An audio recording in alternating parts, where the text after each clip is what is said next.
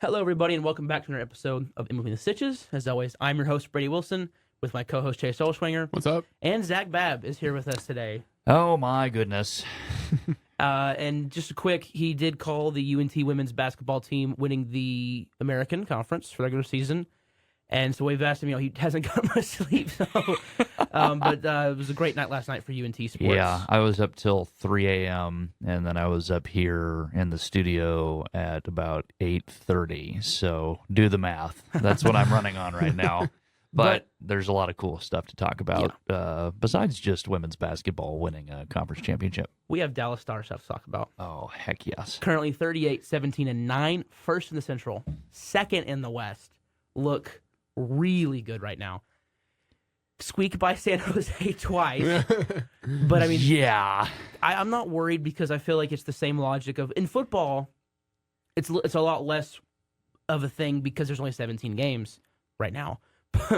But in baseball, it's like, if we lose to the A's, well, they got to win at least 50, 60 games. So that's 50, 60 times where someone's going to go, we lost to the A's. yeah, Same thing with San Jose. Yeah. Where it's like, they're going to win some games during the year. yeah. I mean, you look, the worst expansion team in modern NHL history is the Capitals of the 70s, and they still won 13 games. Like and that's the lowest mark ever. So that's the least amount of wins in an NHL season ever. Is you still got 13 wins. That's the expansion Mets of hockey? Yes. Okay. And so it's like even the teams that are, scraping the bottom, clearing away, going to have a lottery pick in the upcoming draft, they can still have north of 25 wins at the end of the time it's all said and done. And so that's 25 times where they're. So, I mean, we're not saying it right now, but it's you took care of business. Win's a win. Yeah, a win's a win, even if you have to come back from 6-3 down in the third to win in overtime 7-6 for whatever reason. And it was led by the young guys, led by, I think, the Stars version of Carter and Langford with Stankoven and Johnston. Yeah, Johnston gets a hat trick, 5-point night for him. Yeah. And that kid can't even drink yet. He's 20. He's 20 years old. He just turned 22. It's not like he's like almost 21 or something. He just turned 20. Right. And he's in his second year in the NHL, and he put up a 5-point night, first career hat trick. Stankoven had 4 points, 2 goals, and 2 assists. He is just on a tear that even the stat that the Stars media relations people dug up was even Wayne Gretzky did not have 4 goals in his first 6 NHL games, and Stankoven has 5. So, and Wayne Gretzky, by the way, because he started his career in the WHA, was not eligible to be Rookie of the Year when he got to the NHL because he had already technically been playing professionally for like 2 or 3 seasons in the WHA. So compare your apples and oranges that way. So basically, Stankoven's Gretzky. Yeah. He's going to be the next Gretzky. And done. 890 goals. We're good.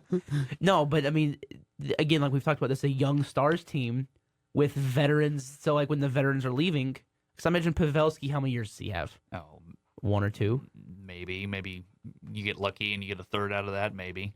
And Sagan and Ben probably have 3 to 4. Yeah, maybe 3 to 5 ish. So then after that, you still look really good with Robertson and Ottinger and Johnston and Stankoven and then Bork. You still got Bork down in the AHL right now, and he's the leading scorer in the AHL. I'm forgetting the other guy that we've talked about.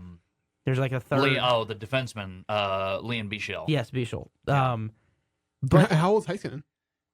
Oh, like 24. Yeah, he's young too. Yeah, Heiskanen is young too. It's insane just how well they've built this team, and Jim Nill has set up the team, and his strategy was the very conservative, retain my draft picks, go after the maybe change of scenery guys, see if they work. Sagan worked. Matt Duchene.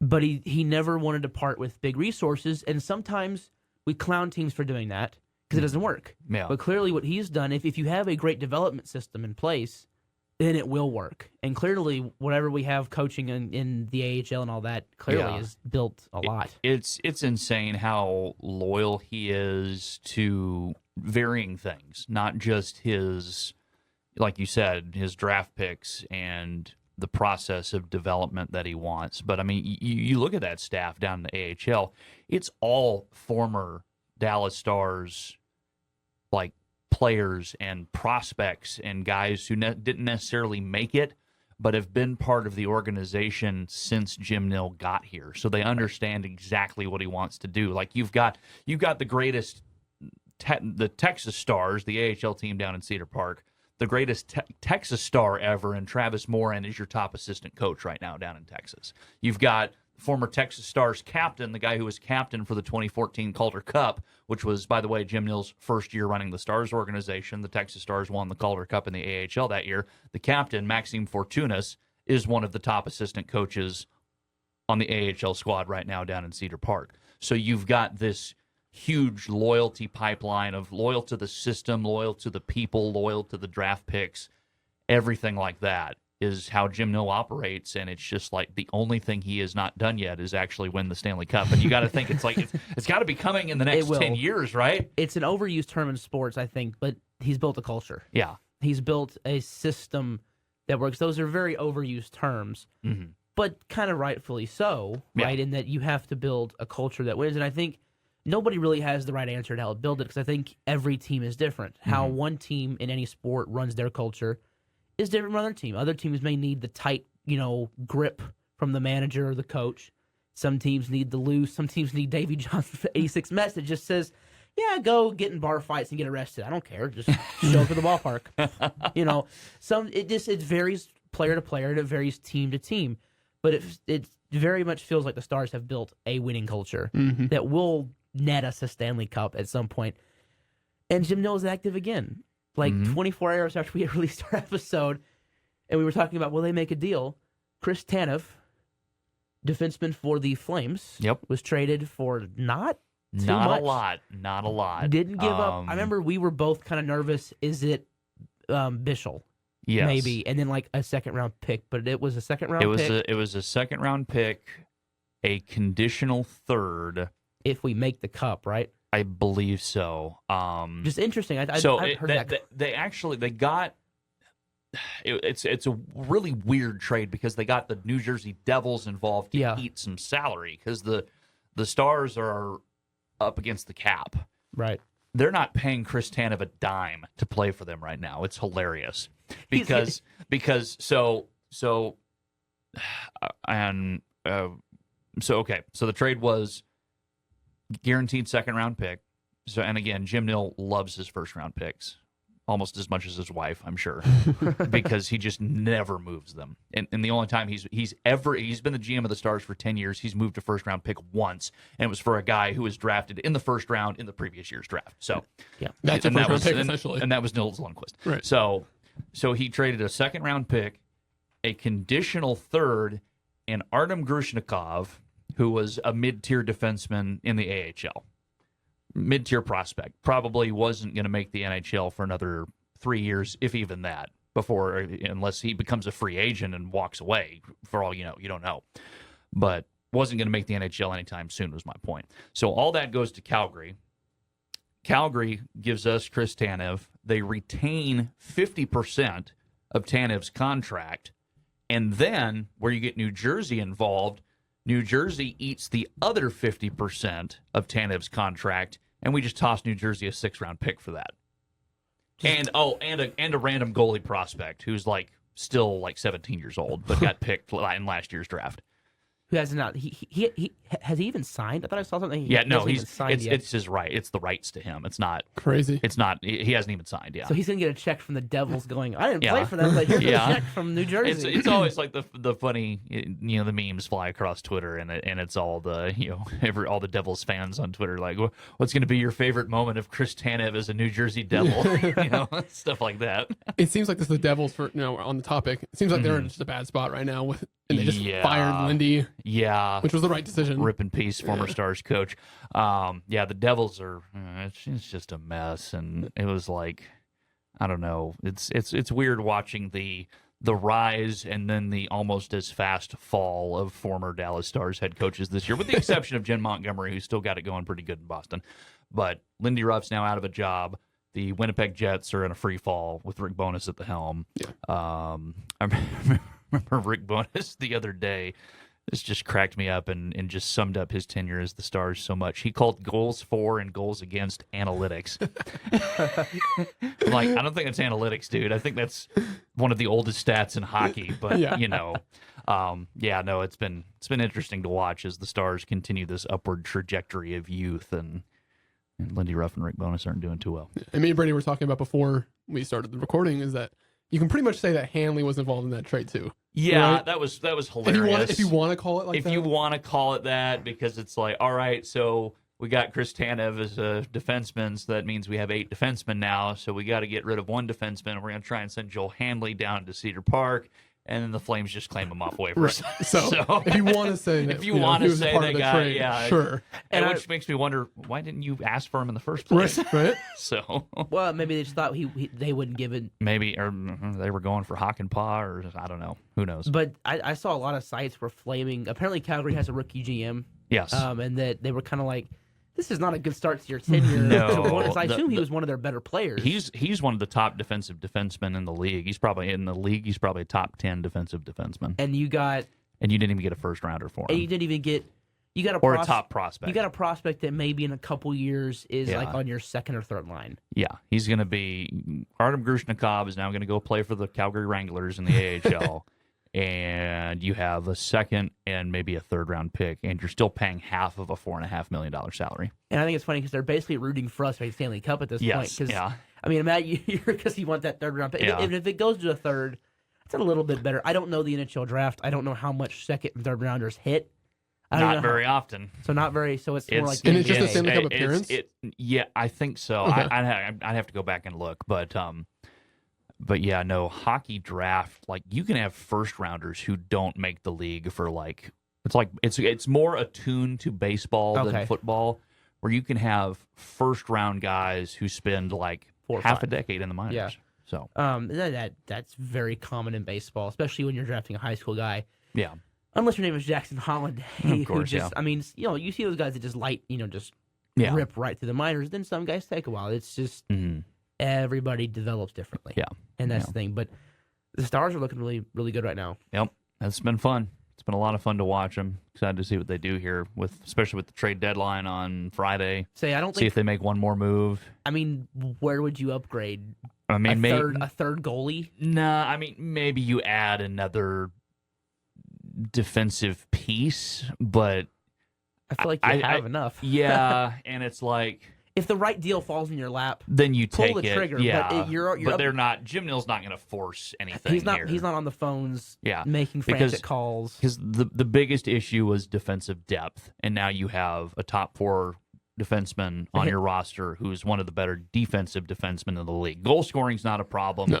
Goaltending's not really a problem. Really, your only issue was, can you get an extra body in front of Ottinger to help him out a bit? I didn't catch that's the what- game last night, at least highlights wise. Yeah. I saw his save attempts like 13 attempts and Yeah, the 6 goals allowed? the Sharks just going on? Sharks scored 6 goals on 20 shots. yeah. It was pretty rough for Ottinger last night. Yeah. Well, and there was one where I don't even know how it got underneath his leg. That one where the guy was just jamming his stick, Yeah. trying to get it through there, and I don't even know how it got underneath Ottinger's leg. Yeah. And then I don't say Tanev. His impact is kind of like a nose tackle in football, Yeah. where it may not be. I know he's like leading the league in blocks. Yeah, and He's and a the, human. and the, He's a human puck cushion. And the thing too with last night's game is there was such a mess with his work visa, because he's a Canadian, Yeah, playing for a Canadian team. So you're fine. you're getting paid in Canadian dollars. What's the point? But now he's getting paid in American dollars because he's playing for an American-based team. So there was a huge holdup with his work visa. And really, he could have made his debut 2 games ago. But because that was when the trigger was pulled, but there were so many issues with his visa that he didn't. I think he got to the rink in San Jose last night barely in time for pregame warmups. So he hasn't even that his first game, he hadn't even practiced with the team He yet. hasn't met anyone. Because he literally showed up, got dressed, went out, played. And he looked good. He had a couple, defensive stops and a couple take me. So yeah, it was purely like for him last night. It was purely like driveway hockey. Right. So, I mean, hey, hats off to him. He's like 34, so I'm sure there's not a lot he hasn't seen. I'm sure in hockey terms. Yeah. But he looked good, made an impact. Mm-hmm. Defensively, Stars got a win, and we didn't miss him. We have won the last 3 games, beat San Jose twice, and then beaten our old friend Rick Bonus in Winnipeg. Yep. And we got Anaheim at 9 in Anaheim on Friday. Mm-hmm. Should be a game that you win. Should be. You should have handily beat the Sharks too, but again, this isn't the NHL where there's so much parity and anyone can win on any given night. And I feel like that we got to be near the front runners for the Cup, at least coming out of the West, because I've trying to read some hockey newsletters and learn more about it, and some teams are, well, man, this year's a lot compressed, and then now we made the trade. Wow, the Stars are really like they don't have any weaknesses currently with 20 games to go.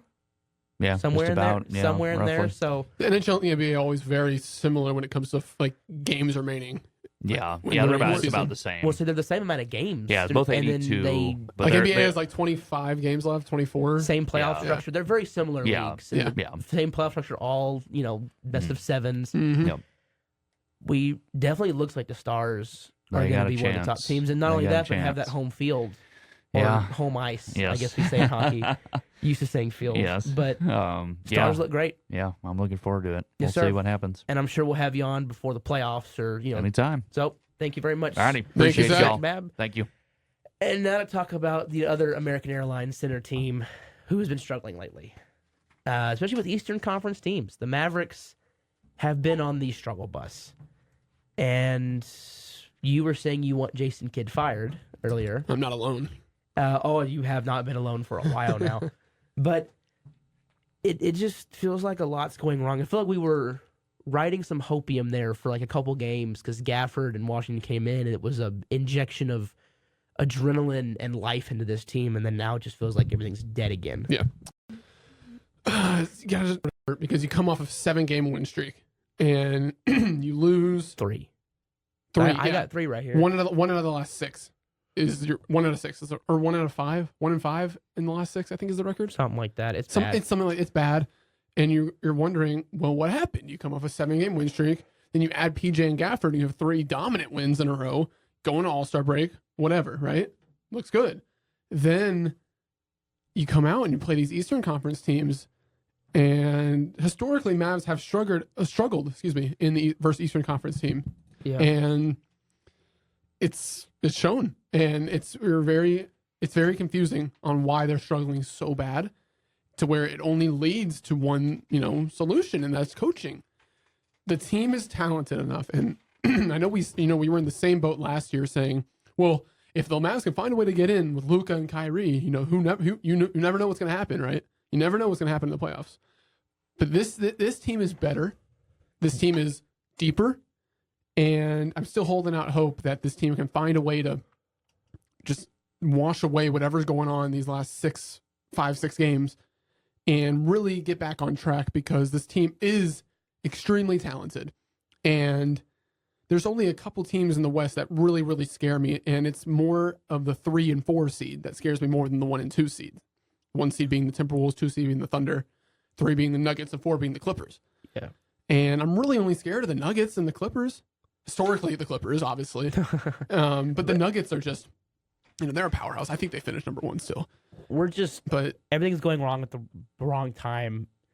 Just make it in and hope and pray. Yeah. At this point, that's kind of my strategy as a fan. Yeah, but you have to be a 7 or 8 seed. That's the problem. Because if you are 9 and 10 seed, you'll be in the play-in, but you got to win 2 games.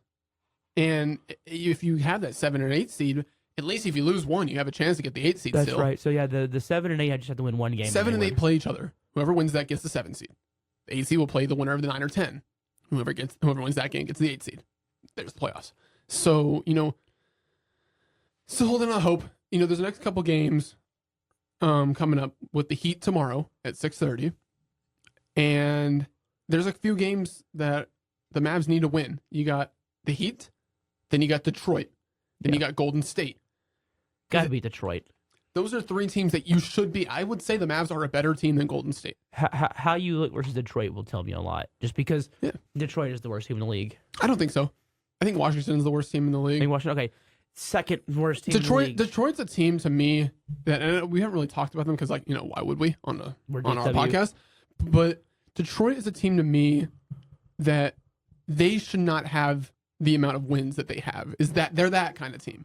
They actually have, they have a lot of unlucky losses, and they're actually a very talented roster. They got a lot of young talent in Cade Cunningham, in Jalen Duren.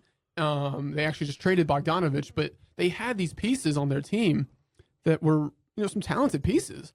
And their record is just really deceiving. I think they're a very, very, what's the word? Deceiving team, I guess you could say. Underachieving. Yeah, a very, very underachieving. But, the Mavs, but still, it doesn't matter. The Mavs should take care of business, no matter what. And if they look flat, if they squeak by the Pistons, I don't know, there's a difference between the Stars squeaking by the Sharks, because you can write that off as a one-time, Sharks come out to play. Mm-hmm. Mavs look flat against the Pistons. It's panic mode, I think, for a lot of us. But in my opinion, I think when I was going back to saying there's one solution on why the team is just playing so bad, and that's coaching. The defensive end has been so bad. We're scoring 120 points a game, but allowing 130, 135. You can't be doing that. That's all-star game, type, through 3 quarters, through halftime. Like, it's really bad. And you added these defensive pieces in the trade deadline, and it looked really, really promising. And then now, for some reason, it's just falling apart. And there's got to be a reason. And I think coaching that's the problem. Right. Well, we will just have to watch the Mavs, and I'm still holding out hope, though. There's a lot of talent on this team, and as long as this team stays healthy and finds a way to get in and win the play-in, if that's what it comes down to, and just gets a spot in the playoffs. You don't want to play Luke and Kyrie in the first round if you had a choice. I wouldn't want to.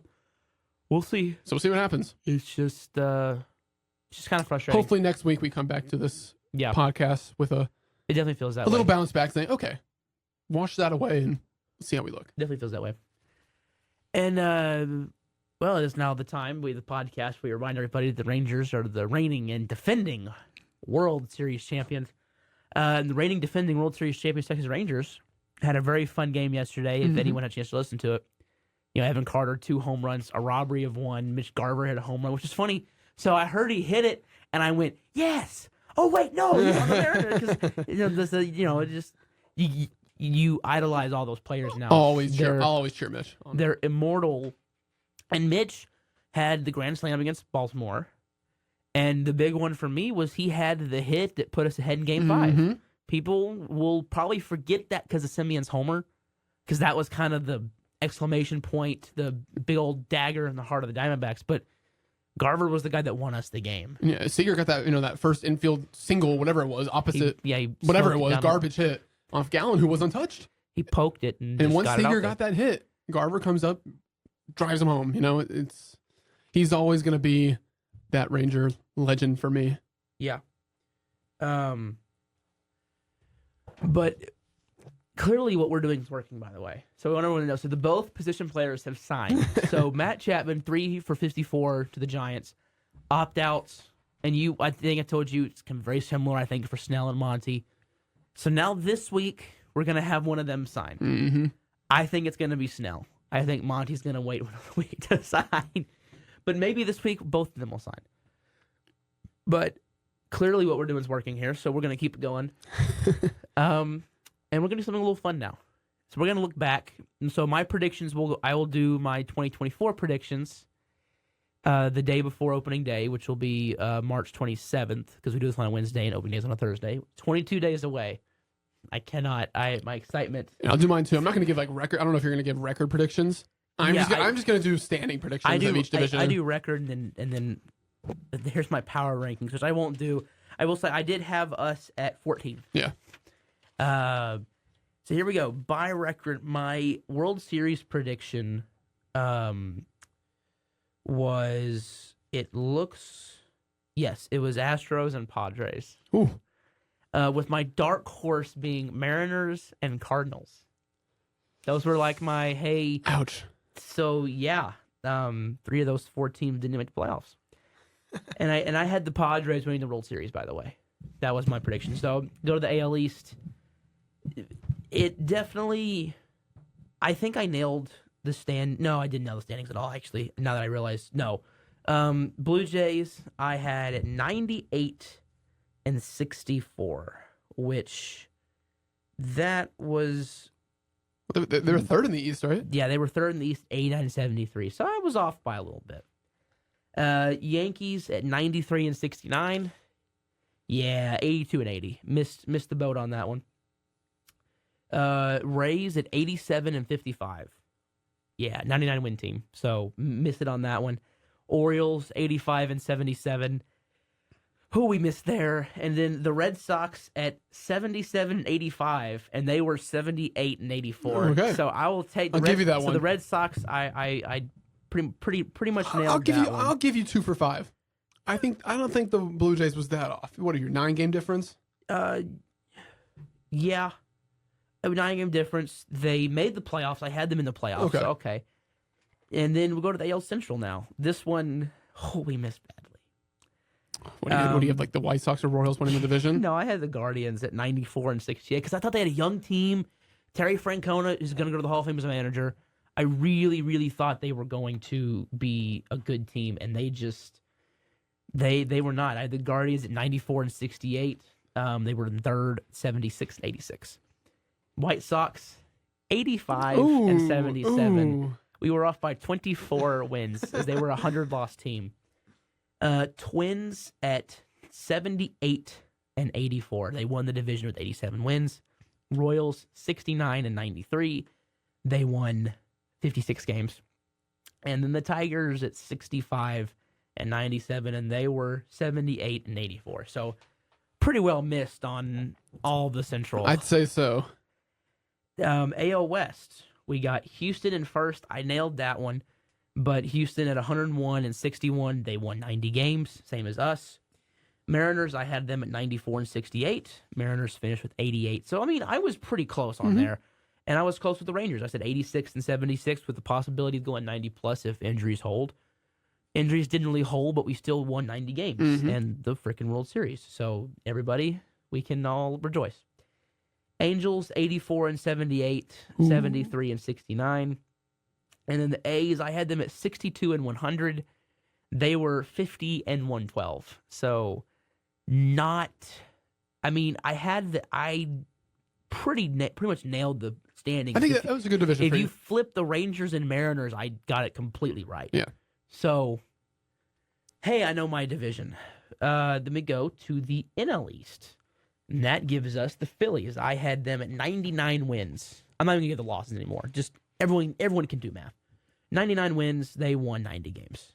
So, okay. Braves, 97 wins, 104 wins in real life. So, I had them at 1 and 2, flipped them. I'll kind of give myself a half win on that. I had the Mets at 96 wins.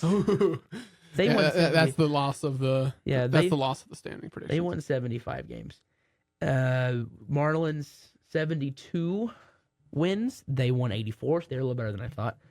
61 wins for the Nationals, and they actually won 71 games. So I undershot the Nationals. But if you flip Mets, Marlins, and you flip the top two, I had the division actually. I just flipped a little bit, and the win totals were really off. NL Central, I had the Cardinals winning that at 100 wins. I really like that Cardinals team, and they were in last place at 71 wins. So definitely did not hit on that one. I had the Cubs at 81 and 81. They won 83 games, so I feel pretty good about that. To me, if I'm I always say, with my stuff, plus or minus 5. I try to go in the middle of that. Wherever I want to go plus or minus 5, I'll go that. I feel like the Cubs are better than an 83-win team. I don't know why. I think they were. They will be this year. Yeah. The Reds. Oh, I just thought no. Brewers 78 wins. Yeah, 92 wins. Pirates I had at 70 wins. They won 76 in real life. So that's almost my plus or minus 5. And the Reds I had at 60 wins. They won 82 games. So their young guys contributed a lot more than I expected. And I think I was not the only one in that. The NL West was pretty okay, actually. I had the Dodgers at 105. I'm sorry, no, that's not the Dodgers. I had the Padres at 105 wins. They won 82 games. I don't feel bad about them or the Mets because everybody was saying that. So I mean, it's like, cool. I was as wrong as everybody else. I'll take that. Dodgers, I had at 101 wins. They won 100 games, so I hit that one. There you go. Diamondbacks at 80 wins. They won 84, so I'll take that as a win. Giants, I had at 76 wins, 79 in real life. Take that. And the Rockies, I had them at 65, and they won 59. So all in all, it was not awful. I feel good about my ability to judge baseball teams, but it just, I mean, these were preseason. These weren't middle of the season being able to see things. Right. This was before injuries. This was before guys regressing. This was before all of that. And so, I think felt pretty besides good. like the White Sox, Mets, and Padres, I think you were there. Yeah, I feel pretty confident about that, except for the Cardinals, Padres, and Oh yeah, Mets. Cardinals too. Yeah. American League I felt pretty good about. So, and then my awards, I had my MVP is Shohei Ohtani, Cy Young is Jacob deGrom, Rookie of the Year is Josh Young. It should have been Josh Young. We won't talk about that. I had my Manager of the Year is Terry Francona. Comeback Player of the Year was Anthony Rendon. Ooh-wee. Closer of the Year was Emmanuel Clase. And my Hank Aaron Award was Yordan Alvarez. So, and I don't have all the guys that actually won memorized. So, I think I hit on Shohei one. So I got that one right. But I think Yordan may have won the Hank Aaron Award. That sounds right. Maybe, yeah. It just missed time. So then, The MVP I had is Juan Soto in the National League. Yeah. Cy Young I had is Corbin Burns. Yeah. Rookie of the Year I had is Jordan Walker. Yeah. Manager of the Year I had is Bob Melvin. ooh, Who won in the National League this year? Who was Manager of the Year? Was it Torey Lovullo? yeah. No. It was Dang it! I was hoping it was Lovullo because he was What my was dark it? horse. Cubs. Oh. Or Brewers. No, it wasn't. Was it Council? Did Council win? Well, it doesn't matter. Didn't Council win? Comeback Player of the Year I had is Fernando. Oh wait, my dark horse I think won. I think Bellinger won Comeback Player of the Year for National League. Mm-hmm. So my dark horse hit there. Reliever of the Year I had is Josh Hader, and then a Hank Aaron Award in the National League I had is Pete Alonso. Oh, it was Schumacher. It was Schumacher. That's right. So I will take it. It could have been a lot worse for baseball. Again, predictions for this season will come in a couple weeks, in 21 days, 3 weeks from today. Because in 22 days, I will be at Globe Life Field for opening day, which is... Are you going? What? You're going. Yeah, I'm going. The tickets haven't released, but I don't care. I'm going. I'm decreeing it now before I actually have my ticket.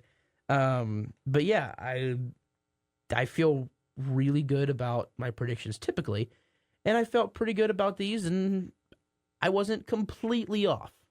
I had some ones. I mean, you're gonna have those that are off. I think every year there are those traps where it's like, man, everyone was saying this team, and they really, really, did not. But, and last year that was the Padres and the Mets. But this year, I don't know. We'll with those trap teams. We'll definitely see who those trap teams are. I think the biggest one right now that everyone is seemingly jumping on the horse is the Royals. They have a decent team. They're probably a 75-win team, but they're nowhere near a playoff team, in my opinion. I mean, No, they're definitely on the up and coming. I mean, for sure. If all of their hitters stay healthy and they all kind of progress a little bit, with the exception of Bobby Witt, even I think he may still need some progression. Although he will probably be my dark horse MVP, by the way, just revealing that. But like Yonder Alonso, and I used to like Yonder Alonso. Now he's getting on my bad side as an analyst because this man had the audacity to, the MLB Network does the 30 teams in 15 days, right? They go to spring training, talk to people. This man had the audacity to say that we're not going to make the playoffs, but that the Royals will as a wild card. I mean, I'm sorry. No. He said they're going to win the Central. That's what he said. Which, I mean, that's not outlandish. Because of how poor of a division it is, I could see it happening. White Sox suck. Tigers are weird. Twins are weird. And the Guardians are weird. I think the Tigers have a good shot. Oh, that was my that was my thumb hitting the mic. I don't know. You really don't know. You really don't know. They lost Eduardo Rodriguez. They don't really have any amazing start. I mean, they're kind of, the White Sox just suck. Sorry to your friend, but the White Sox just kind of suck. Yeah, Guardians and Twins are just kind of in a state of, they got some talent, but the Central just sucks because all of those teams understand that you can be good and you can try to build, but here's the thing. You get in the playoffs, you're going to see the Astros. You could see the Astros. Well, they're better than any team in that division. So are the Mariners, and so are the Rangers. And then if you want to go to the East, the Blue Jays are probably better than anyone in that division. So are the Orioles, so are the Rays, and probably so are the Yankees. Like, 3 of the Western teams and 4 of the Eastern teams are better than any of the teams in the Central. Probably. The Yankees, probably, if things hold. If injuries happen again and they lose Stanton, they lose Judge, they lose Soto, I mean, well, yeah, then they suck. But it's why I don't like saying a team sucks when they got injured. Right. They got injured. It's hard to... You can't predict that. You can't. I mean, sure, you can say, well, he's injury prone, but there's a first time for everything, right? There's probably going to be a day where Simeon sprains his thumb and he needs a day off. That day's probably going to happen at some point. So you can't predict injuries, and I hate it when people try to. Well, the Rangers aren't going to be good because of injuries. Well, how do you know? DeGrom is going to be back in August. Scherzer's going to be back in June. Malley's probably going to be back in July or August. We're probably going to walk into September with the best rotation in baseball, on paper, at least talent-wise. And by that time, everyone will be healthy. I mean, we probably are going to go on a run. I don't like using injuries. You know they're going to happen, but I don't like using them as a reason to say, well, this team's going to be bad, this team's going to be good, right? But the Central is just in a bad spot, just because there's nobody wanting to win it, because they all know if they win it, they're probably going to get killed by a team that's not. I mean, the Twins were better, but they lost Sonny Gray, and they're definitely worse for that. The Twins are probably going to win the division, probably. Joe Ryan's a good pitcher, so's Lopez. They lost who'd they lose? They lost Solano? Polanco. They lost Polanco. So, Yeah. I mean, you still have Buxton. You still have Correa. Royce Lewis. Still have Royce Lewis. Who I think is going to be he's a monster. He's a stud. Mm-hmm. But nobody wants to win the division. Yeah, and you got Duran, who's one of the best closers in baseball. Nobody wants to win it because you're not going to probably go farther than the ALDS. Probably. I mean, they beat the Blue Jays. That was, they're like, okay, so they were better than them. But then you ran into the Astros. If we're going to say seriously, I was talking about a season. In the playoffs, I would never pick the Twins to beat us. I wouldn't pick them to beat the Astros. I wouldn't pick them to beat the Rays, and I wouldn't pick them to beat the Orioles. The Mariners and the Yankees and the Blue Jays are probably the only 3 teams that they would have a chance to beat in the playoffs, and those are first-round teams. Those are not probably ALDS teams or ALCS teams. So nobody wants to win the division. The NL Central is in a little bit different of a problem. Everybody is kind of in the middle, but everyone's trying to get to the top. Right, where everyone in the Central and the American League one is trying to kind of build for the future because they don't want to go all in. Everyone in the National League Central is trying to build something. I mean, the Brewers are kind of tearing down, so the Cubs, and I know the Reds, and I think the Pirates are all, hey, they're showing signs of weakness, so we need to get in on that. Right. And, that's just the thing. And next week we will, so we're going to move to football now. Next week we'll do our second mock draft. Next week? Yeah, so we will do that next week. We were going to try to do it this week, but time is just not going to allow, which is fine. But we will talk about the Combine a little bit here. Because Xavier Worthy beat the record 4-2-1, and I think that's great. Watching it, I think we all had the same reaction. Oh, he beat that. It added an extra, it did. Yeah. And that was really cool to see. And people making the comparisons to John Ross, I think that's disingenuous because John Ross was a guy that could run really fast in a straight line, but didn't have creative route running, suspect hands. Worthy actually has he's a good receiver. Worthy, no one expected him to probably run a 4.21. I think I was thinking probably 4.28, 4.3, probably. I mean, he was fast, but I still think Adonai is a better receiver overall, just because he's taller. Yeah, I was texting you really saying fast. that AD, talking about Texas receivers, obviously, but talking, if you have the opportunity to go Worthy or AD, Mitchell, I would take Mitchell. For the Cowboys, yes. But if you're a team like the Chiefs, you're going Worthy over Mitchell because I think that fits their offense better. I think the speed and the spacing fits their offense, where the Cowboys like to have we have a speed and spacing guy in Cooks. We have an can do everything guy in Lamb. We need that physical presence again because Gallup hasn't provided that. But also AD can outrun anyone on the field. That's the thing. And AD is very, very fast. There's a lot of receivers. This is a really good draft class. Yeah. Do you think, just looking at all these receivers and look how good Brian Thomas looked and Keon Coleman, all these guys that looked like could fall in the Cowboys' position, do you think that the Cowboys actually pull the trigger and draft a receiver first pick? Here's the problem with what the Cowboys are doing. Now that we've seen, if Biotage is gone, which it sounds like, and they're making the absolute boneheaded move of letting Tyron walk, you now need a starting left tackle and a starting center. Yeah. Everybody, the two most important positions on the offensive line, and anyone that says anything different doesn't know football. I'm sorry. They are the two most important spots on the line because the center controls the middle, left tackle controls the blind side, right? Left guard, which was my position, so I don't want to disparage that, but guards matter. They really do, and so does the right tackle. But left tackle and center are two big ones that I would say invest heavy resources in those if you can at any of the five. I mean, if JPJ is there, yes, I don't care. Yes, Mitchell's great. I love Mitchell. He's a great player. But receiver would be a bit of a luxury because you have two really good ones. And you have Ferguson as a third one, so it would be a bit of a luxury. I prefer receiver in the second or third, but the problem is that if you're not bringing back Tyron, and there's really no one in the NFL, I don't know if you're going to sign a person. Do you move Lyle? You need tackle, or if you want to kick Tyler Smith out to. The one thing I didn't think about was we do have Lyle Collins. That's what I said, yeah. So if you want to, sorry. No. If you want to kick Tyler to left tackle, put Lyle at left guard, okay, that fixes that problem. You still need a center. Right.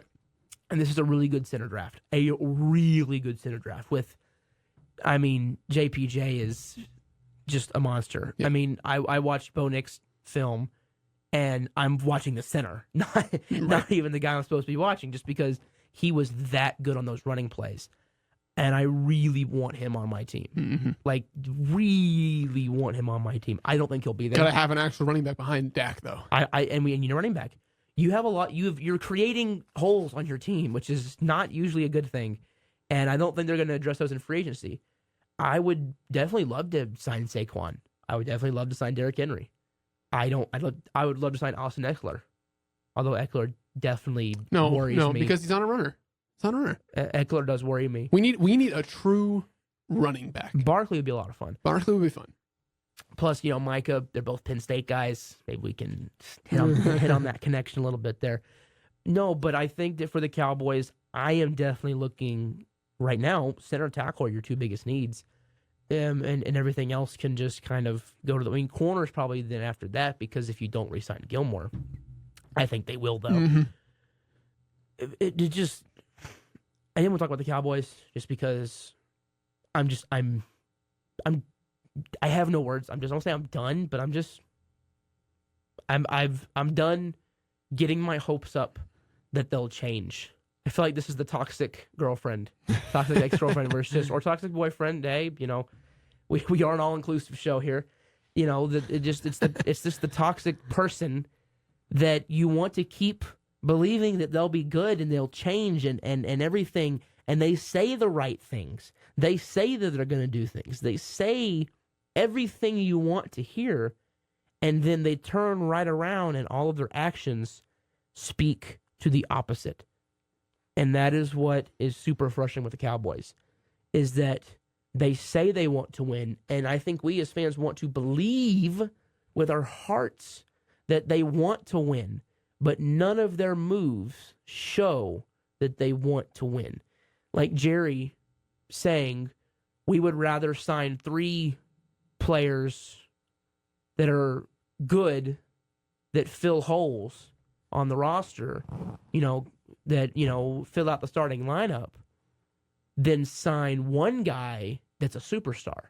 And there, in a nutshell, you have a problem with the Cowboys thinking, is we would rather go to Dollar General and shop for our groceries there than go to a nice actual retail grocery store. Then go to Kroger. Whole Foods. Go to Whole Foods or go to Kroger or if you're from Texas, an HEB, right? Or that's a Texas thing, Overrated. right? Well, we're not on. Hold on now, no, but that's the thing. It's the difference between shopping at a broken down, Exxon station and then a Buc-ee's. Right. I mean, that's a better comparison. There you go. For the Texans here, but the only good thing about letting Tyron and Biotish and potentially Dorrance Armstrong walk, money. You get a really good comp pick. Those are probably at least a 4th for Tyron, 4th for Dorrance, and probably a 5th or 6th for Biotish at least. I mean, what if you don't get a 3rd for one of them? Do you turn those picks into like a 2nd? Maybe, and I think one thing they may about to be doing, which would be really interesting, is Trey Lance. Reportedly, the Vikings are interested in him. And listen to 105.3, they had a great idea for a trade. Here's what we'll do. We'll pick swap our 2s, so we get to move up, but you still get a 2, we get a 2, and then we get like your 4th. So we get, for the Trey Lance trade, we get our 4th back, which was actually a better 4th than we had, and then we move up in the 2nd round, and we lose nothing. I mean, yeah, Trey Lance, but you lose nothing. In fact, I think it's a plus because we lose all the idiots thinking he should be our starter. So there you go. I think it's a big win. If you want to pick swap 3s with a 4, I'd be fine with that.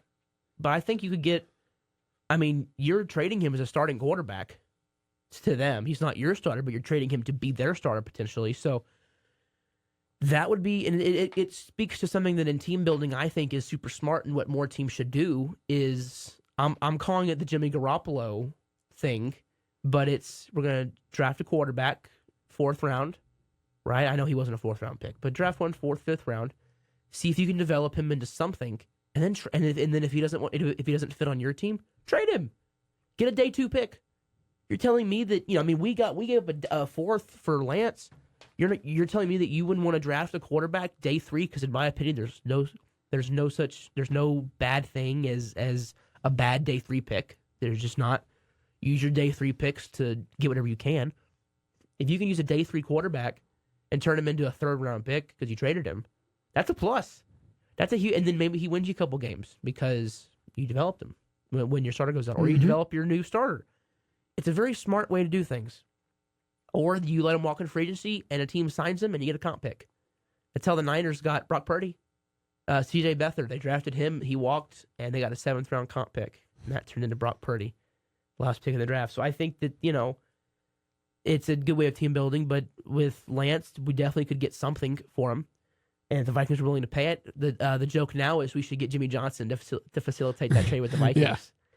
Let's see, we want 3 firsts, 3 seconds, like 3 thirds, and a couple other good players. That's about what we got from me the first time. Nah, it would be funny though. It would be really funny. Yeah, especially since apparently he's talking to him again, which I think Jimmy needs to call up Jerry and cuss him out. I think he needs a good swift kick in the butt to get going on free agency. But free agency starts next week, I believe. Get ready for us to do nothing. Yep. When we think we're going to do something, but yeah, we're not. Maybe we need to. No, I think they'll sign a couple guys. They will. They always sign a few guys, but they'll be nobodies. No, not nobodies, but they'll be. We have our hopes up for Henry or Barkley, and then we'll get Naheem Hines. Yeah, right. That'll be who we sign. Or they sign someone like Malik Hooker and hope that he just doesn't get injured, which he hasn't. Which they should be thinking they're freaking lucky stars for that. Speaking of which, Conrad Diggs got cut by the Seahawks. I'd be in on that. It looks like the Vikings are talking with the Chiefs for L'Jarius Sneed right now. That'd be interesting. But, yeah, it'll be not fun for the Cowboys. We'll go into the draft and see what the Jones boys decide to do. Go and do it all again next year as we watch our team win 10, 12 games and then lose in the playoffs because it's a tradition as old as time. Well, ladies and gentlemen, thank you all for listening. We will be back with a mock draft next week. That's kind of the headliner thing next week that we're going to do. And hopefully both Snell and Montgomery have signed. And the Mavs have turned their season around. And the Stars And are Stars still just keep plugging rolling. away. Thank you guys very much, and we'll see you again next week. See you later.